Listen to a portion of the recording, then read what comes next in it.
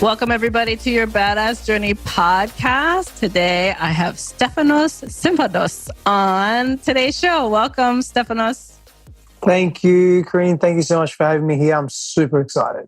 Now, before we jump in, because I want to know the origin of your name, Yes. Is it Greek? Yes, so my father's Greek, my mother's Italian. And just for trivia, I did the genetic testing, and a large portion of my genetic testing is Middle Eastern. Hell yeah. Let's start belly dancing, dude. Let's start shimmying. Oh, you and I on a dance floor? Yeah, that would be between the Greek and the Middle Eastern background. I love it. Well, I'm super excited to have you on today's show because, you know, I love to share different badass journeys with my listeners because it's meant to be a place for inspiration, motivation, and drive to go after what you really want out of life, to align what you love with what you do. And I would love for you, as we kick off this episode, to share, you know, your journey on how you got to where you are today and explain to folks your current focus as well. Thank you. So where I am, I'll start here and then go back and then come back to here. And so where I am today is an evolution, a continual evolution of where I'll just grow into and expand into. And so the only reason I can say that from where I am right now, in that I'm so deeply grateful for where I am today, and I also know it's part of something greater, and not that there's not greatness here, there absolutely is, and there's just continual expansion. And so I come back to the only way I can actually be in this place of expansion and growth is because of my own personal experiences, and more importantly, how I've interpreted those experiences and what I've done with them. And I'm no different to anyone else. And I love that about us as human beings, as sentient beings. We have this intimate connection that if we leverage that union, that connection that we have, we can grow very rapidly, and we needn't always learn the hard way. And so for me, I was a little bit stubborn, consciously and unconsciously, a lot stubborn actually in my younger days. And so whilst it was tokenistic for me to say, yes, I want to learn from you. I want to learn from this teacher. I want to learn from this master. I want to read this book. I'm going to spend time with this amazing human being. I had an Ayurvedic practitioner, Vaidyan, that I spent a great deal of time with, and I learned so much with him. And if I was more receptive, I could have learned even more and grown even more.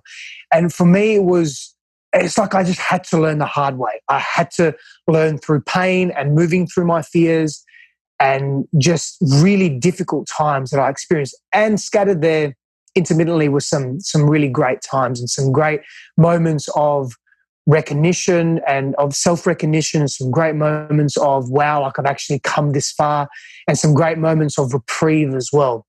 And those moments became more and more once I started doing deeper work. And so I'm a big believer of our outward success or our outward manifestations as a result of the inner work that we do, the inner attention that we pay on ourselves.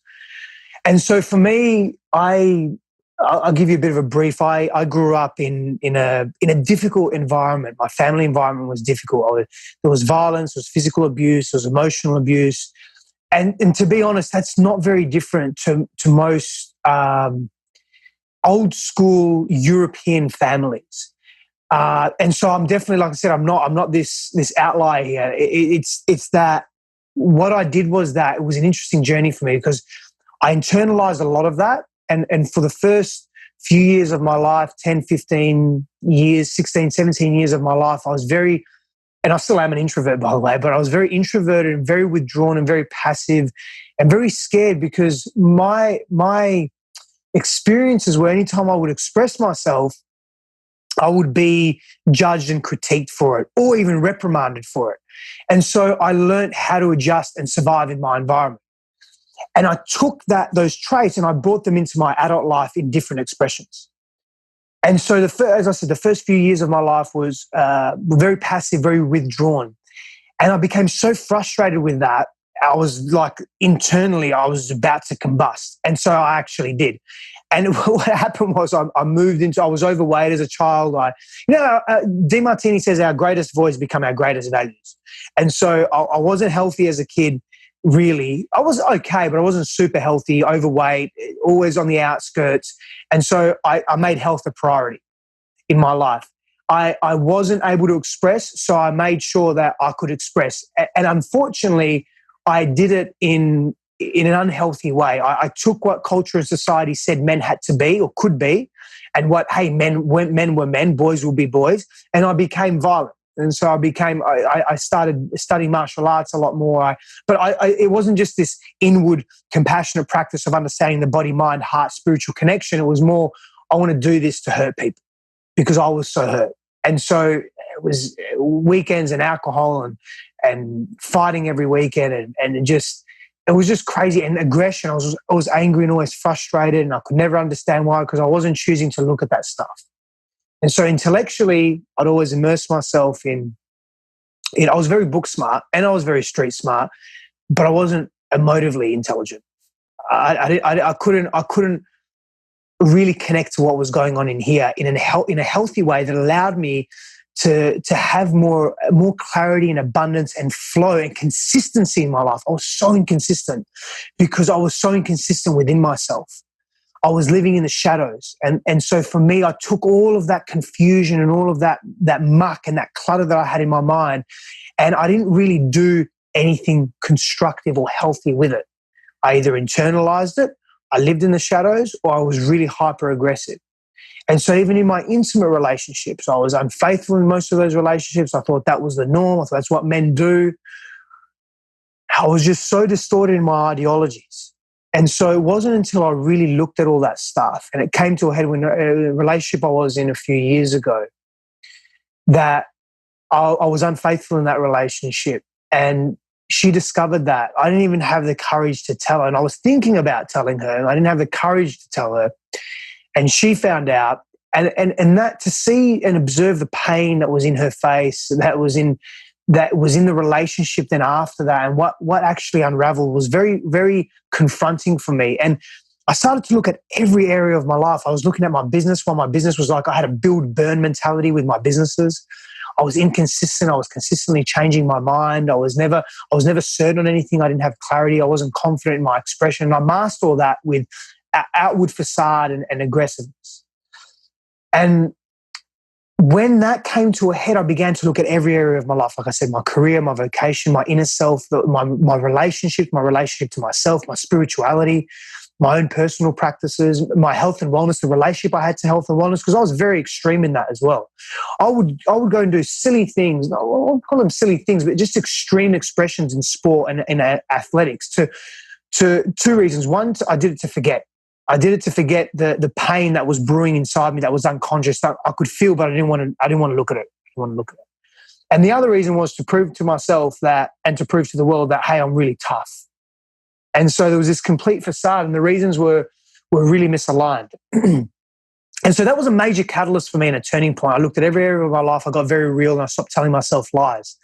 And as men, we're very good at and this is people in general, but we're very good at telling ourselves lies. And so I began the journey of stepping into truth, allowing truth to be a foundation for me to experience facts, and then those facts for me to act in those facts. And then that led to freedom. That led to liberation. The truth never directly sets us free. There's always a process and a stage and stages that occur. And so that was the beginning of something amazing for me. And so just fast forward a little bit, is I have now consistency. I have certainty. I have clarity. Does business always go great? No, doesn't matter though. I know exactly what I'm doing and why I'm doing it. And when I don't know what I'm doing, and even if I don't know why I'm doing it, I'm not panicking. I'm not quickly changing my mind. I have such great connection to me as a human being. And the foundation of that is because I've stopped telling lies to myself and to the world. This is who I am. This is what I've been. This is what I've done. This is who I've been. This is where I'm going as far as I know. This is the ride that I'm on. And so that's a product of me getting very real with who I was, because I just don't know where I'd be today, even if I'd be here. Right. If I was on a downward spiral. Yeah. Yeah. But sounds like it was more like jumping off cliffs and then hoping, or not even hoping, but if there was water underneath, great. And if it was rocks, great. Like it didn't matter. It was so high risk and high velocity, right? Yeah. Self-destructive. Yeah, I really appreciate you sharing this. It's why, I definitely wanted to have you on the show, because I feel like we need to hear the extremes. Extremes need to shine on, as you know, like I'm all about value-based work and also effectiveness, and for a while that behavior was effective for you to survive, right? Like it's not that, and you didn't really know any different because that's what you were conformed to become, especially as a young age. I mean, to reframe childhood, the way we conform as children in abusive situations, right? Like in the pain state, and realizing you can survive through pain creates a whole different energy of how you show up in the world. So that was your truth. So to reframe your truth it sounds like what has happened in the last 2 years of the work you've done. 5 years, yeah. 5 years, yeah. I mean, the work's been deeper than that. It's just that it wasn't as deep, and it was more superficial, and it was always start, stop, and I'd get to a very deep point and then I'd pull back because it was too intense and I was too afraid of the fear. And when I made the choice to not be afraid of the fear anymore and traverse that and go all in, and I committed to going all in, that was the beginning of certainty and commitment. Yeah. And to go back to what you said around the reframing, is that's a really important point. So many of us live in this unconscious state. So much of the world that we see and experience, the way we behave, what we believe, it comes from unconscious drivers and unconscious patterns of belief and models of reality and so forth. And so when we bring that to light, we empower ourselves to make conscious choices, aware choices of who we want to be and how we want to express in the world. And so I wasn't doing that. And you're absolutely right. Those coping strategies, they were maladaptive as an adult, but they weren't maladaptive as a child. They helped me as a child. And that's why we hang on to things so much, because the primal brain says, whoa, that helped us when we were about to die.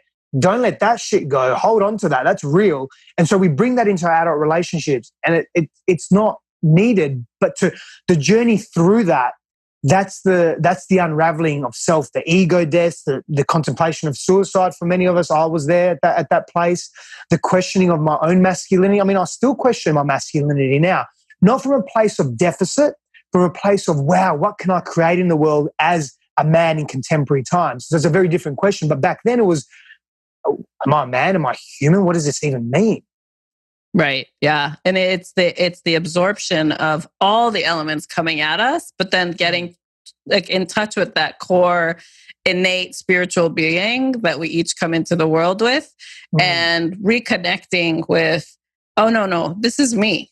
This is my truth right now. And I love that, in the beginning of you sharing your journey is like, it's about evolution. Like who you are today is an opening into what's next. And you're taking these amazing building blocks through your journey of self-discovery, really, and self-definition, and what certainty means to you right now, because you're going to come across variety and uncertainty as we go through the world. That's just how life is. Yeah. And finding that strength to say, is this true to me? And is this true to me right now? Does this change that story? And, it's a really high level of consciousness, to get to that point. And I'm curious with the work you do today and, how you now create these environments and you create these trainings and these methods of connection to share your journey, but also how to help others do the same. Tell us a little bit about, that construct and the purpose behind how you're now leveraging your learning paths into what you provide in your business and, in your talks and how you go and speak out into the world for that transformation. So for me, it was a deeply embedded personal practice. And so it began with my relationship to my own sexuality. And what I mean by that was, as I mentioned earlier, I was unfaithful in my relationships. And so I wasn't treating my sexual energy. When I'm talking about sexuality, I'm not talking about my sexual preferences. I'm talking about whether I'm heterosexuality, homosexuality, etc. I'm talking about how I was dispersing, giving and receiving sexual energy as a life force, as a modality of communication. And so when I began to really tighten that up, and I began to I became selective with who I spent my time with. Neuroscience demonstrates today every person we meet impacts us for the rest of our lives at a neuronal level, potentially a hormonal level as well. But at a physiological level, we are impacted and imprinted with every single person, every experience we have.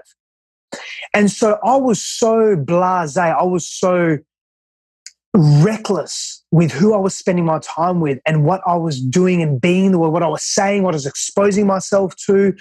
It just, once I began to really tighten that up, and this is important. Maybe people are thinking, where is this even going? How does this lead to programs and development? But I'm going to get there. And so I began to tighten that up and really bring that inward to me. And I was very selective with who I spent my time with, how I expressed in the world, what I was receiving in the world.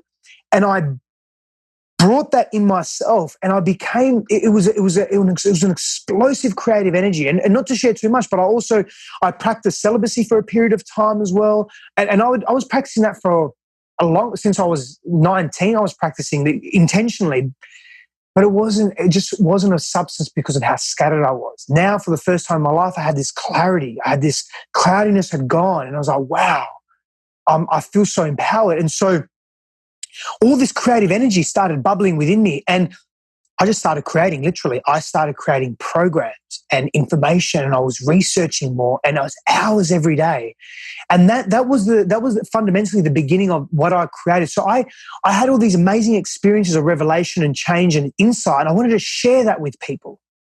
And I thought, if I can do this, then other people can do this. So how can I teach this? And so I began to develop models and frameworks and principles around certain areas of life and certain expressions of life. And I just gave this tremendous thought and attention. I cleaned up my study. I decluttered my house. Everything just changed. Everything has changed for me.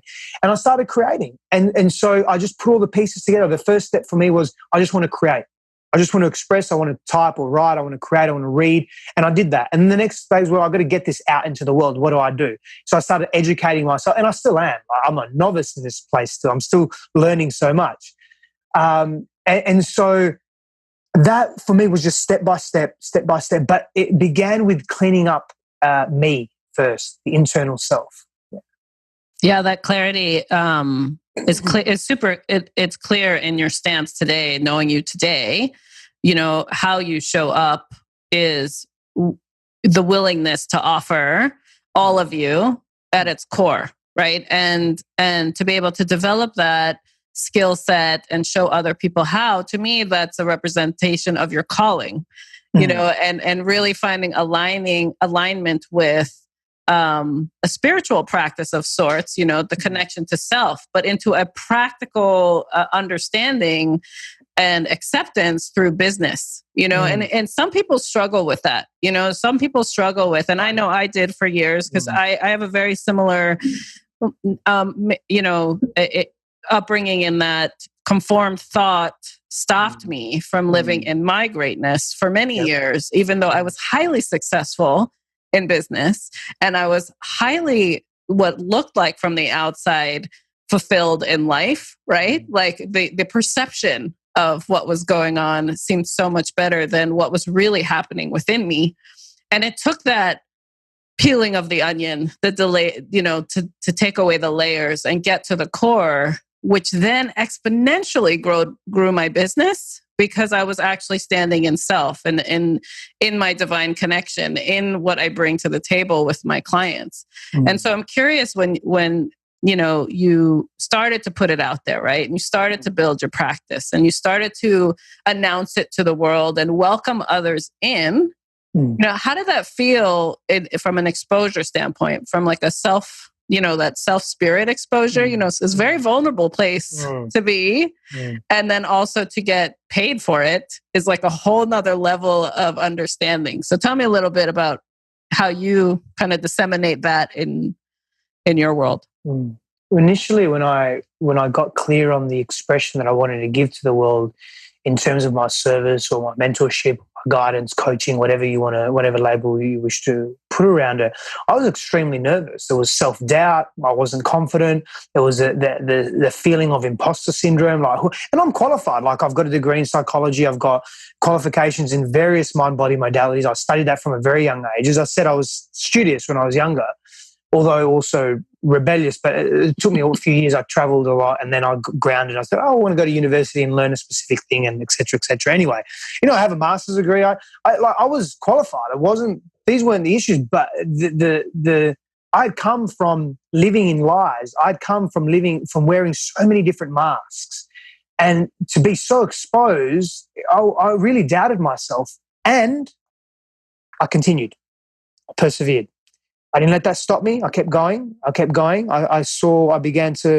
went through different stages of the ego as well, and getting super high when I had clients that I was working with that were doing really well and I was helping them, and super low when they weren't doing very well and I wasn't able to help them. And I'm like, oh, is it me?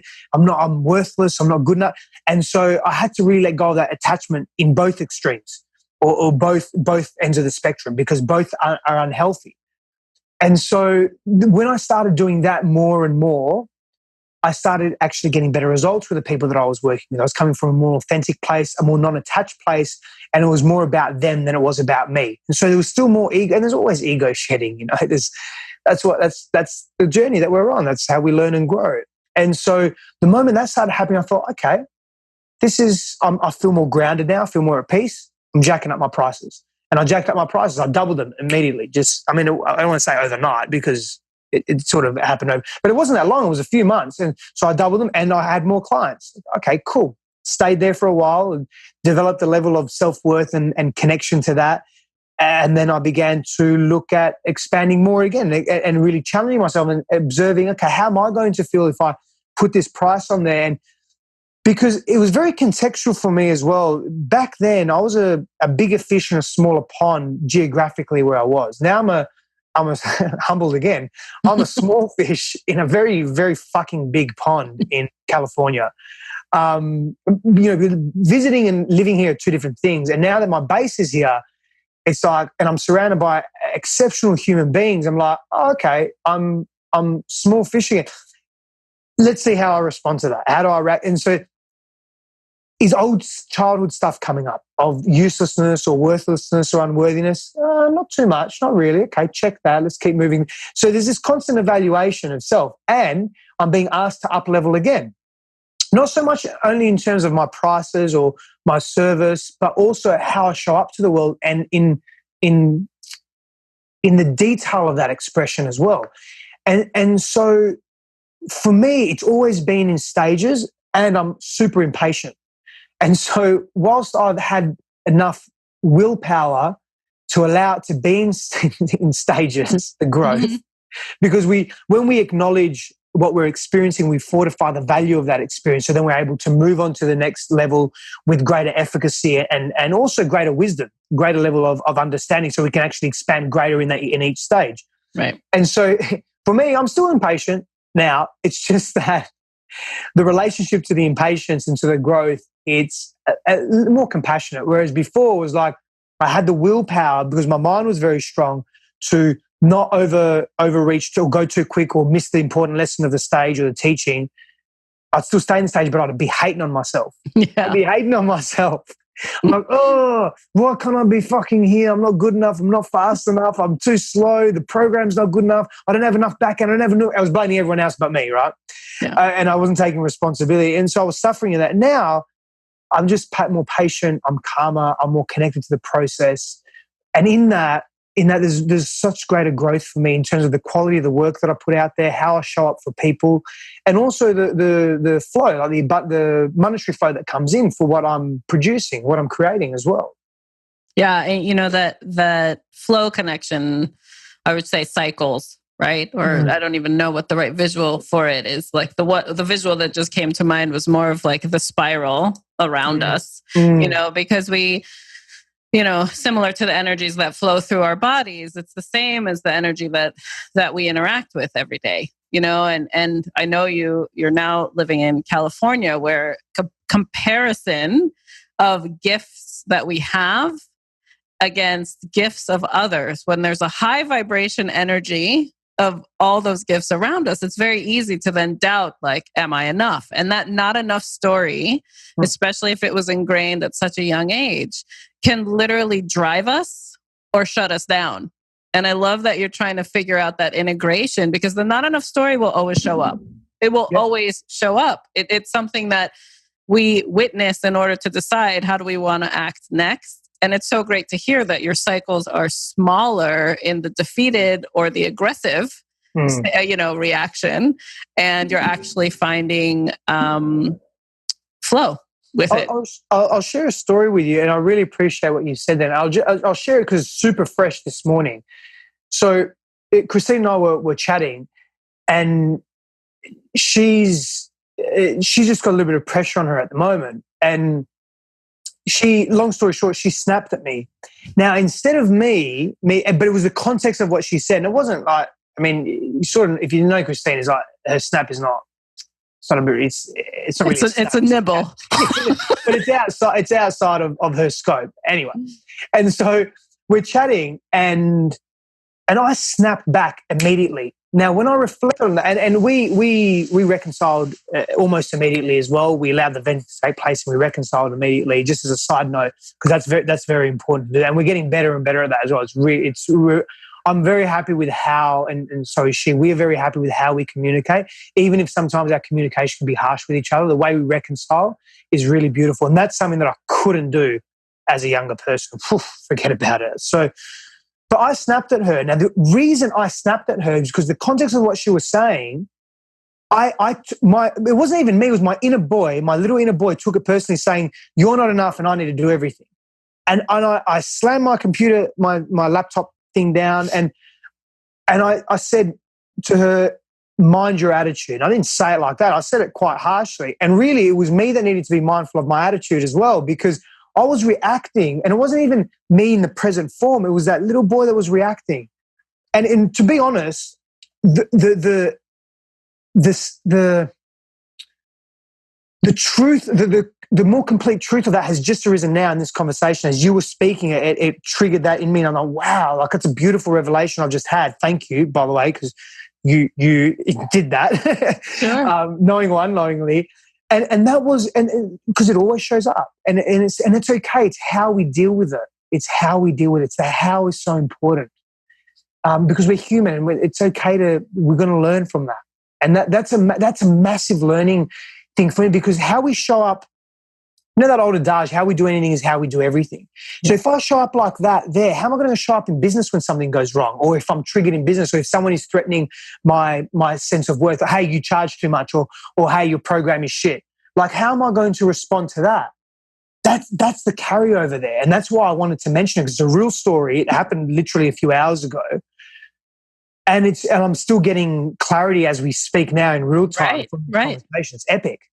Yeah, no, beautiful, because in my work, when I work with leaders and people trying to put their best out there, to understand your reactive state is so important in order to make sure that when you are having that value exchange, especially with the people you care about, whether it's in business, relationships, family, whatever that looks like. And I'm all about that value exchange. It's like the understanding of the reactive space, it either hinders or fuels our creative space. And it's literally a modality I use as an assessment tool. So what you just brought up is, when you're triggered, you tend to fall back into potentially a controlling reactive space. So there are three main categories: controlling, complying, or protecting. Yep. So we toggle between all three, but there's like a one that's like, when shit hits the fan, this is what you lean into as your reactive space. Now, at certain times, depending on what's happening creatively around you, who you're interacting with, how the information comes in, it then triggers like the reaction in the moment, and then the trickle effect, which is what you're dealing with right now. Yeah. The ripple effect of understanding. Look, Christina and I had this interaction. It didn't feel right in the moment, but I had to release it because it was still a true energy in your body, right? Like, and if you didn't release it and you let it fester and then you went into complying versus controlling, who then shows up? Right. And so it's an amazing understanding and awareness, which I love that we're dialoguing now, because so many people don't take the time to pause and say, did I mean to react that way? Or was that a past version of me? Because I always talk about that too. We are just like our systems on our phones where we have different versions of us showing up every single day. System upgrades, right? Right?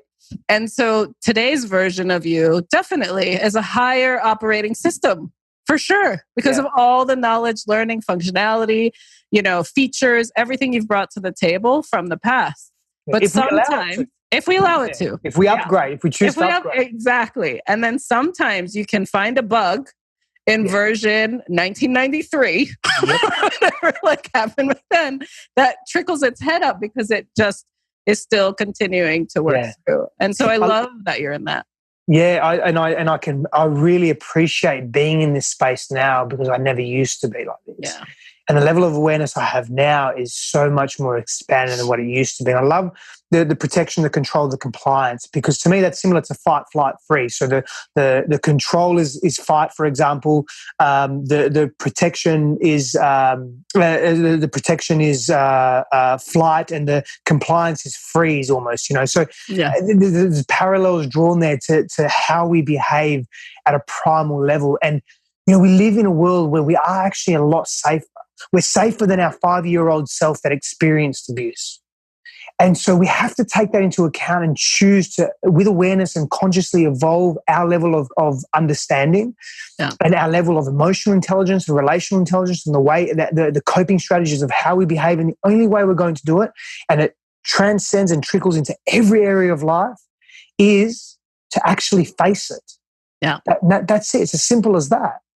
Well, it's simple in the concept, conceptually, but it's also and it's simple in the choice too, because there's so many ways to get the support and help you need, to unravel. Like you and I have both invested probably hundreds of thousands of dollars into the help to not only peel the layers of misconformation, I'll call it, like where it was other people's stories running our lives, right? The pain from others that was put upon us to survive created stories that were never meant for us to carry. It was just our circumstance in that time. And what I loved about becoming an adult was the freedom to freaking choose, because it was something that I had to embrace and say, actually, this doesn't fit anymore. The skin that I'm living in of other people's stories doesn't fit. So how do I change the layering? How do I create the layering to be more accepting, more loving, more nurturing, and be able to then exude the energy that I know is my truth, which is a servant heart, without being abused, right? Like without being taken advantage of. Yeah.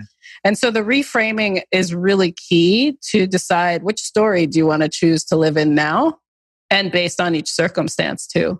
I love that. And this is what we really need to realize as adults, is that we do have that choice. So many of us, like myself, I didn't even think of that. I just behaved in a particular way. I didn't question that.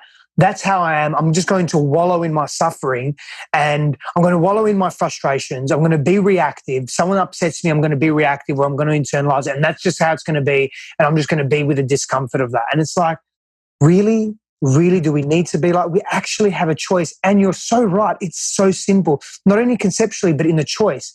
The challenge is moving through the choices that we make. And so the reason why the choice appears so difficult is because the body knows that, hey, we're about to go through some shit if we make this choice. So let's deliberate back and forth for years and not actually make the choice, but pretend we're about to and not. Yeah, it's like the conscious understanding, but the body movement doesn't happen yet. Yeah. It's like, and it does start with the mind work for sure to then get the body moving. Or what you went through was like body almost like, your innards were like screaming at you for change, and it came out so aggressively that you jumped into physical activity and wanted to fight because of that pain inside, but didn't yet quite connect to the mind, to that pain, to say, hey, it can be a different way. You can actually get the relief you want by hugging people constantly. Like, and great hugger, by the way. I've had the privilege. I pride myself on that. Me too.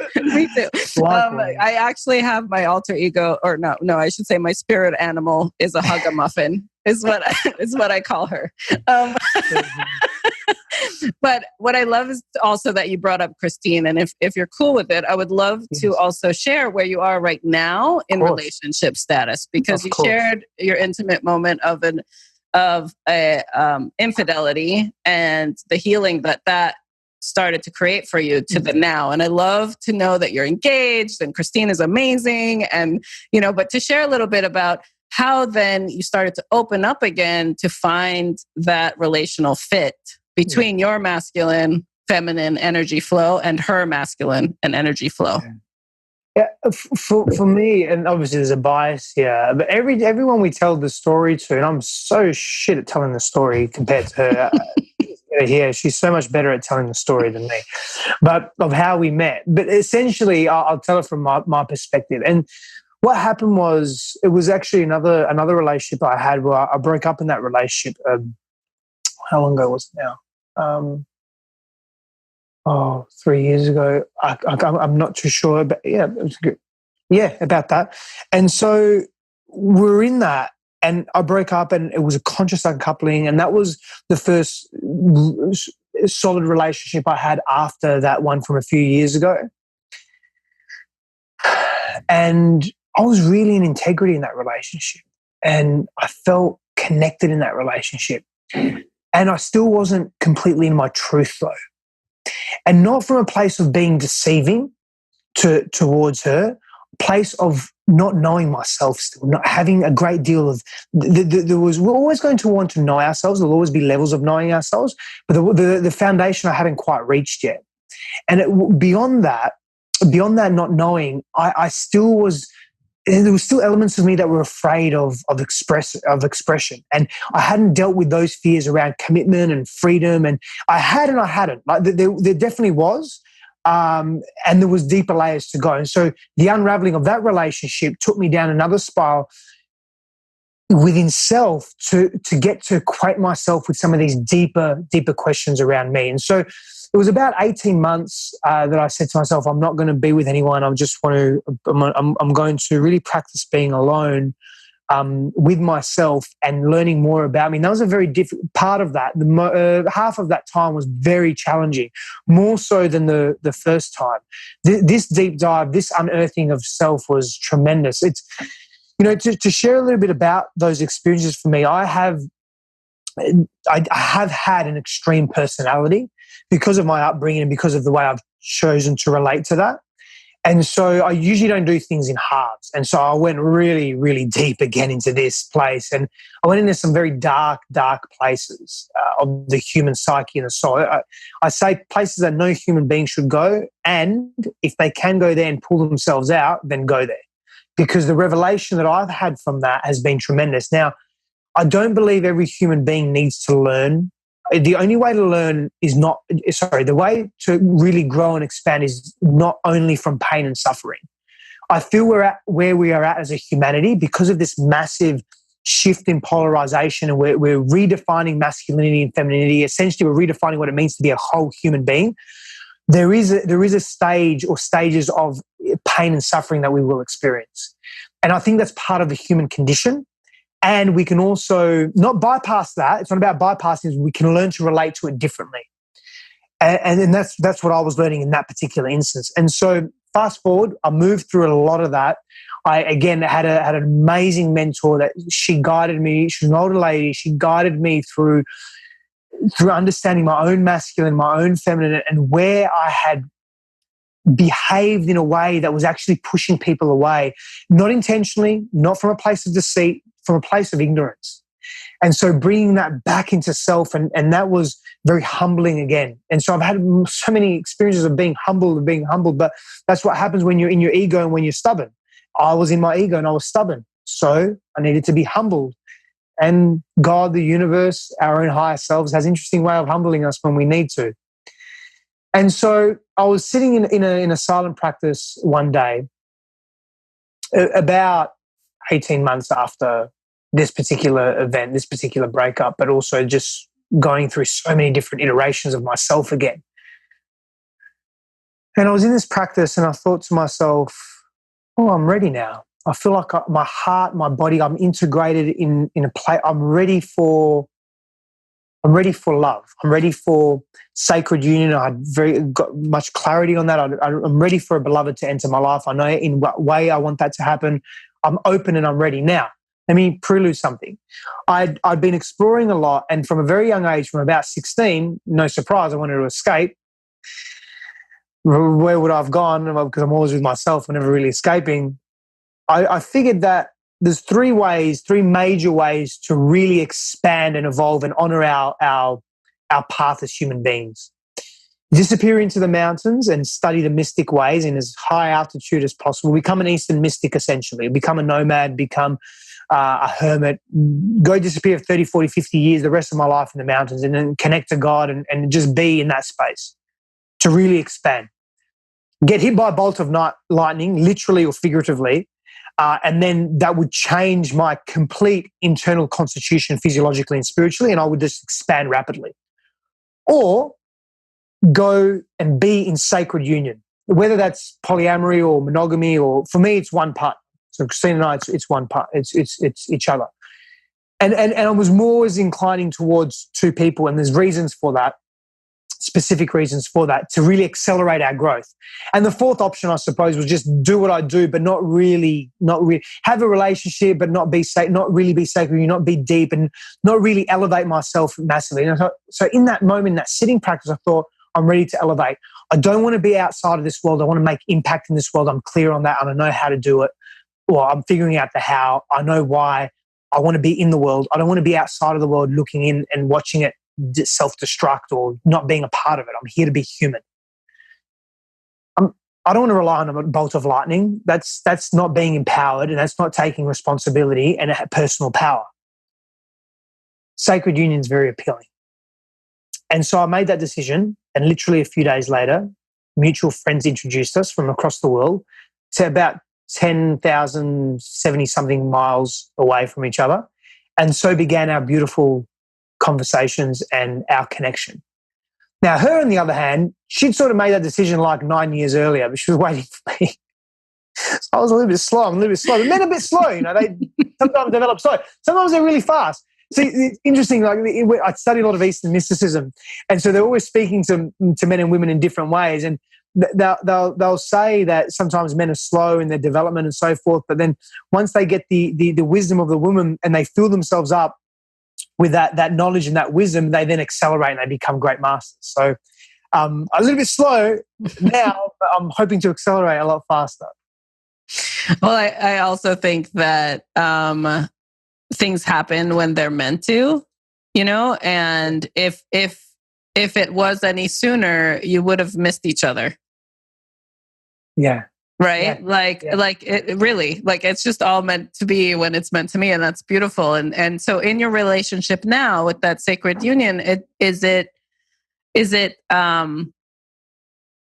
obviously you shared an incident even just from this morning, but it sounds like there's this evolution, because when two come together, right, that's two energy sources, and you're now trying to combine the connection to be consistent over time, right? Like, and there's an exchange that happens, daily when you have a partner in life.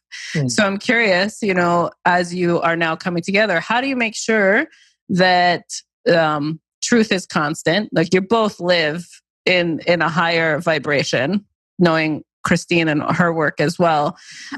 Just curious then, also, what advice would you give others that are now starting out feeling like it's the beginning of a sacred union, how to keep fueling it so that it continues going forward?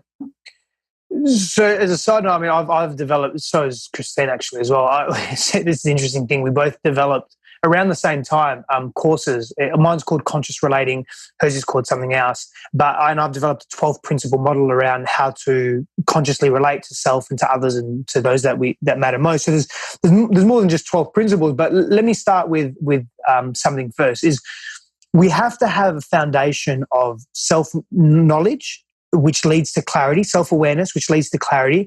And then from there, we make a decision around a choice around conviction and commitment. And so for me, every day I choose to step into truth with Christine and with myself. And I always, if I'm feeling tension, or I'm feeling frustration, and I'll give you a perfect example of this. Let me backtrack first. So if I'm feeling frustration, I'm feeling tension, I ask myself very clearly, it begins with me, do I want to hold on to this? What does this mean? Do I need to actually even express it to her? Has it got anything to do with her? Or is it more a me thing? And if it's a me thing, can I sit with it, be continent with it, not be incontinent with it? And I don't mean like losing the bowel function. I mean incontinent with our words and our thoughts, but rather my practice as a man has been of the last few years, to be more continent with myself. And so I want to give careful consideration to what I'm experiencing internally before I go vomit it to the world or give it to the world. And so for me, it's a commitment to truth, and then being with that truth that I'm experiencing and making a decision of how, why, when, where do I need to express this to my beloved or not. And so that becomes an internal practice. And so an example of this was yesterday. Was it yesterday? Sorry, the day before. The day before, having a beautiful dinner. She had just finished a speech. We're in Vegas, and there was something that had come up and arisen within me. It was a private matter within myself that I wanted to, and I'll share a little bit of it here now as well. I don't have too much of a problem with that, and I wanted to wait. I didn't want to tell her before her speech. Not that it would upset her, but I didn't want her that weighing on her that I'm going through something that I'm a bit stuck with. So it gave me an opportunity to be more inward with it, really get clear on what I wanted to express, what the relevance was to her and what wasn't to her, what I didn't need to tell her, because we have to keep things to ourselves as well sometimes, not for everyone to know. And it's not their place to fix us or help us. It's sometimes it's just their place to listen or whatever the circumstances are. And so for me, it was an inner construct that as I'm making massive changes and I'm exploring deeper the constructs of masculinity and what it means to be a man and what it means to be a human and how I've moved from Australia to here very abruptly and all of that, I was expressing to her that I have some angst and some vulnerability around this and some, not confusion, but as I'm going deeper and deeper, it's really challenging some of these norms, these normative ideas that I had around what it means to be a man. And so she did need to hear that because she's my partner. She's my life partner. And so as my fiance. And so I needed to share that with her so she knows where I'm coming from. If I'm agitated or if I'm frustrated, and I gave her specific examples of, hey, if you were to say this without you even knowing, it affects me in this way. And so we were able to have that very, very open conversation. Come back to the truth. If I keep that within me, then I'll unconsciously behave in ways that within me is affecting my behavior, and she doesn't know anything about it. Now, at least, we have a context and a frame of reference because I've chosen to speak my truth. And so whilst there are a myriad of so many attributes that make what I consider sacred union, then I can define sacred union for you as well. I'll do that in a moment in the most simplest way. We have to keep coming back to our own internal truth and then choosing to share that and being confident with how we share that, of course, in the relationship, because that's honoring the relationship. And so for me, the definition of sacred union, and you can apply this to business as well. This is the magic. This is the magic of who we are as human beings, is you ask this question first. Am I benefiting and am I growing? Not benefiting. Am I growing? And is my partner, or depending on what your disposition is, if you have multiple partners, if you're in non-monogamy, is me and my partner growing because of how I show up in this relationship? Is my part and then she asks the same thing, he asks the same thing. And then I ask, am I growing? Are they growing because of how I'm showing up and they're showing up as well. And then the third question, are we, and the same reverse for the other person, are we together impacting and helping those around us, our community, our families, the world grow as a byproduct of being together consciously? And for me, that defines what sacred union is.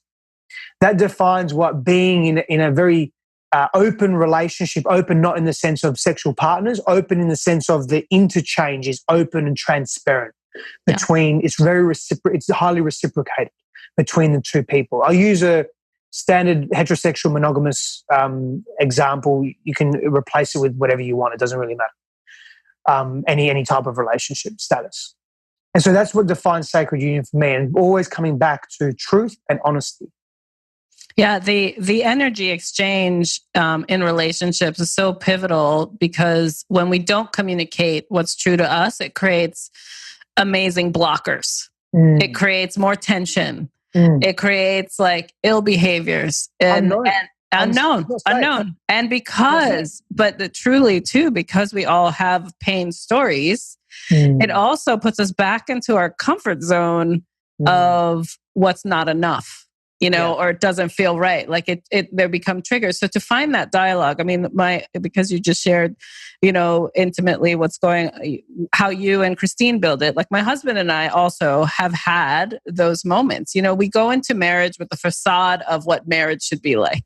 And luckily for me, I was in a previous relationship where I did not walk down the aisle with that person I was engaged to, because after the engagement, I chose to do the work to get in touch with me to figure out what does it mean to show up in a marriage, in that sacred union, and very fortunately did the work in enough time to not walk down that aisle. Then took also a year of exploration for myself, because I had to connect with what does unconditional love mean to me, and am I giving it to myself first? Because I found that it was very easy for me actually in a corporate environment to love unconditionally. And I know that sounds really awkward to the corporate people that might be listening, or people who have been in jobs. What do you mean you're bringing love into your work? I honestly would not have the success I had in business if I didn't come with a nurturing energy and figure out that exchange with those who chose to work for me, those who I worked for, and my clients, right? But I was really a great master because I saw that as a service to others, as opposed to, what I was doing it because I just wanted that same in return. And that's that exchange, we're talking about. So I had done the work, found, my now husband, he had done his work. He was in a previous relationship. So very similar in that, the timing was right when we did align. However, a lot of our old trigger stories showed up. We went through big moves, et cetera. And about 2-3 years ago, we had that realization too, where we had let things fester for too long in our communication that we needed a jump start. Like we needed a new language. We needed to understand that, hey, you know what? We did a lot of individual work, but not necessarily the language of what that sacred union requires to talk about, to create the space and say, you know what? You could probably say that a different way to me so that I can understand it and like give to you what your needs are right now. Like, and it was an amazing learning. And I love that you and Christine put together programs for that understanding, because it's so needed. There's a lot of self-work going on, but when you take it to that next level of relational work, it does transcend into everything you do. If you truly want to be a part of a whole.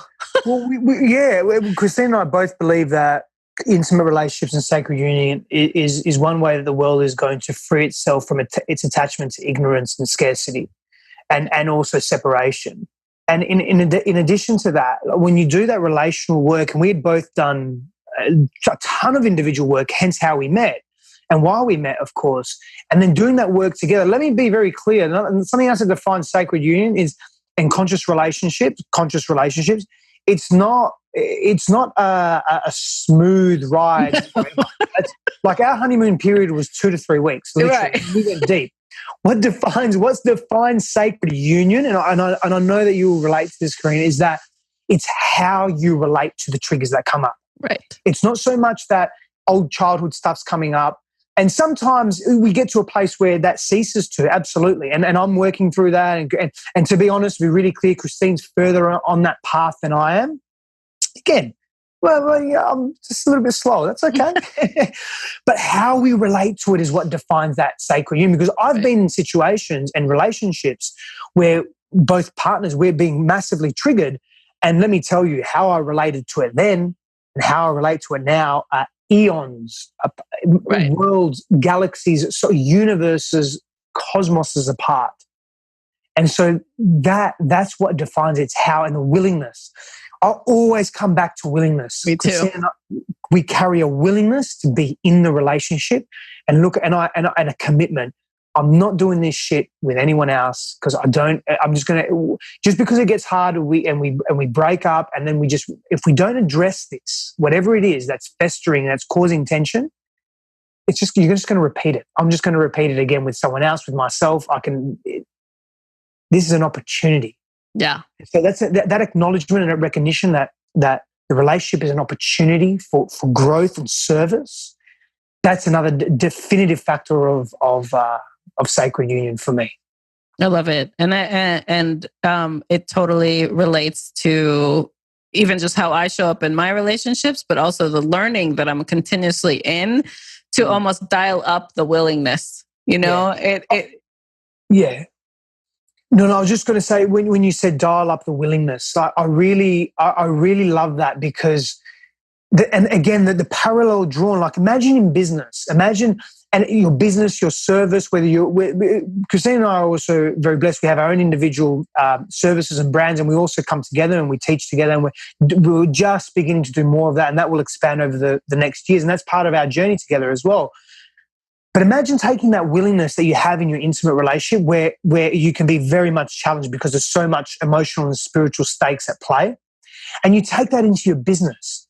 Willingness to go the extra mile in your business, willingness to serve a little bit more, willingness to stay up an extra hour and just complete that program, willingness to hire someone when your finances could be tight but they can help, willingness to expose yourself and be more vulnerable, willingness to try something different, willingness to try to fire someone and hire someone else, willingness. And you take that and you bring that element and that notion, that not only that concept, but that visceral practice of willingness. Willingness for me has been a fucking game changer in every area of my life. Willingness to look at what we're really scared of. Willingness to say, you know what? I'm wrong. Mm-hmm. Willingness to acknowledge I could have done that differently. Willingness to celebrate. So many amazing entrepreneurs, they just keep going on the hamster wheel, and they're making lots of money and they're making millions of dollars every month and whatever they're doing, but they're not acknowledging their wins. And we spoke about this at our mastermind. Like, how many of us really acknowledge our wins? Like, really, like, I get a client, whether that client value is not that I have any client values that's $1, but whether it's $1 or whether it's $100,000, I celebrate it, either by acknowledging it, even just by putting words to it and saying, and telling Christine or a friend or someone that I trust and respect, hey, this is what happened today. Even if it's just an acknowledgement. We have to be willing. And we're so not willing, soft, because we're so happy to be in something you mentioned earlier around being in our comfort zones, what's familiar, because it's so safe. And so to get out of that comfort zone, even though it's very natural for human beings to pursue comfort, in this context, getting out of the comfort zone, getting uncomfortable in order to get comfortable. That's the paradox. When we move through that and we take action on that, it's a game changer.